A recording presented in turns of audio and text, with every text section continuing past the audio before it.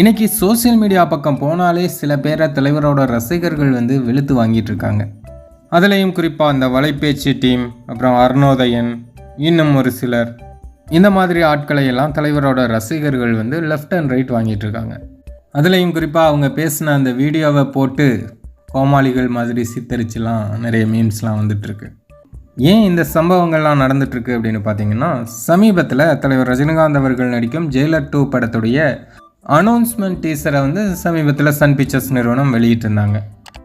அதில் வர்றது ரஜினியே இல்லை, ரஜினி சும்மா திரும்புகிறாரு, அது மட்டும்தான் ரஜினி, நடந்து வர்றது வேறு எல்லாமே டியூப் தான், அது நல்லாவே தெரியுது அப்படின்னு இவனுங்க பாட்டுக்கு அடிச்சு விட்டுட்ருக்கானுங்க.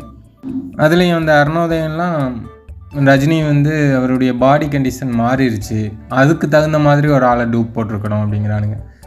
அப்புறம் இந்த வலைப்பேச்சு டீமில் அந்தனன், பிஸ்மி உட்பட எல்லாருமே என்ன சொல்கிறானுங்கன்னா, ரஜினிக்கு டூப் அப்படியே தெரியுது, ஃபஸ்ட்டு ஆரம்பத்தில் நடந்து வர்றதெல்லாம் ரஜினியே கிடையாது அப்படின்னு இவனுங்க பாட்டுக்கு பக்கத்தில் இருந்து பார்த்த மாதிரியே பேசுகிறானுங்க.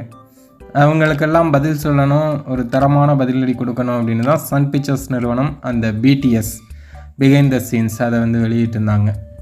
அதை பார்த்துட்டு இவனுங்கெல்லாம் மூஞ்சியை எங்கே கொண்டு போய் வைப்பானுங்க அப்படின்னு தெரில.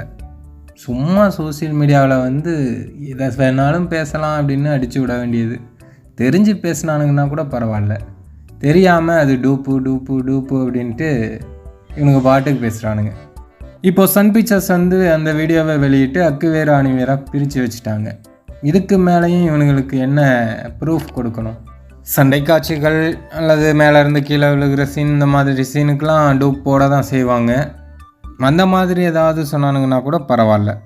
அதுலேயும் இவனுங்க சொல்கிறதே ஒரு நக்கலாக, அதாவது வலைப்பேச்சு அந்தனன் பேசும்போது ரஜினி அடிப்பாருன்னு நானும் வெயிட் பண்ணிகிட்டே இருக்கேன், வேறு யாரெல்லாமோ அடிக்கிறாங்க, ரஜினி மட்டும் அடிக்க மாட்டேங்கிறாரு அப்படின்னு பேசுகிறானுங்க. அருணோதயன் என்னமோ எல்லாம் தெரிஞ்ச ப்ளூ ஃபயர் மாதிரி அவர் பாடிக்கு தகுந்த மாதிரி டூப் போட்டிருக்கணும், அதுதான் கொஞ்சம் தெரியுது அப்படிங்கிறானுங்க. முதல்ல அது டூப்பே இல்லை அப்படிங்கிறத சன் பிக்சர்ஸ் நிறுவனம் அந்த வீடியோ வெளியிட்டு இப்போது இவங்க மூஞ்சில் எல்லாத்துலேயும் கரியை பூசியிருக்காங்க.